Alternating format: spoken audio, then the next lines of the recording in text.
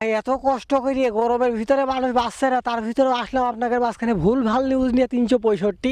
নামটা আমার জাকির, কাজ করছি না বাকি, নগদে কারবার, ঠ্যাং তুলে দেবেন আপনারা এসে কারবার। দেখুন আমার কাছে এই যে একটা ভাই এসে বসে রয়েছে, গরমের কারণে এই ভাইটা বাড়ি ঘর দিয়ে ছেড়ে চলে এসেছে, এসে বসে আছে মোটরসাইকেলে এবার ফাঁকা জায়গায়। দেখা যাক ভাই কি কিছু আমাদের বলে কিনা, গরম কেমন লাগছে।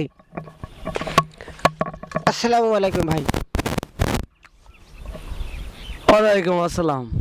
এতক্ষণ আপনি কোনে ছিলেন, এত দেরি করে কথা বলছেন?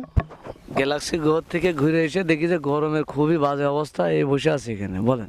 ও, আমি এই ভুলভাল নিউজ 365 থেকে এসেছিলাম। আপনার কেমন গরম লাগছে আমার একটু যদি বলতেন, তাহলে আমি দর্শকের উদ্দেশ্যে ভালো কিছু উপহার দিতে পারতাম মনে হয়। আমার গরম দর্শকের উপহার দেবেন? জি না, আপনার গরম না, আপনার দেহ কিরম গরম লাগছে।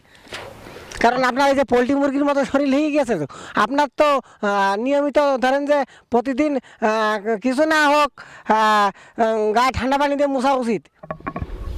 আপনি কি কোনো নিউজ আন না বইতে? আমি যে বেঁধে আপনি বুঝলেন কি করে? আপনার কণ্ঠ, আপনার দাড়ি, গোপ, আপনার চুল, আপনার শরীর, আপনার পুরো স্ট্যাটাস দেখে বোঝা যাচ্ছে আপনি বেঁধে। সঠিক বলিয়াছে, ওটা একদম সঠিক বলিয়াছে। আমি যদি বেঁধে হই এলো কি ভাই, আপনি কি ভাই? আমি আছে যে মানুষ। আপনি মাংটা, তাহলে বেঁধে আর মাংটা তো একই কাজ। কারণ কি বেঁধে বেঁধেছে নি, আমি যে বেঁধে আপনি বুঝলেন কি করি? আমি যদি বেঁধে হই তাহলে আপনিও বেঁধে, কারণ আপনি বেঁধে হলে বেঁধে চিনতে পারবেন। আপনি যদি বেঁধে না হন তাহলে কি করে বেঁধে চিনবেন? আচ্ছা, বেঁধে কি করেছেন? বেঁধে কি করেছেন? বেঁধে চিনা যায় এইভাবে, যেন আপনার স্ট্যাটাস দেখলে বোঝা যায় যে আপনি বেঁধে।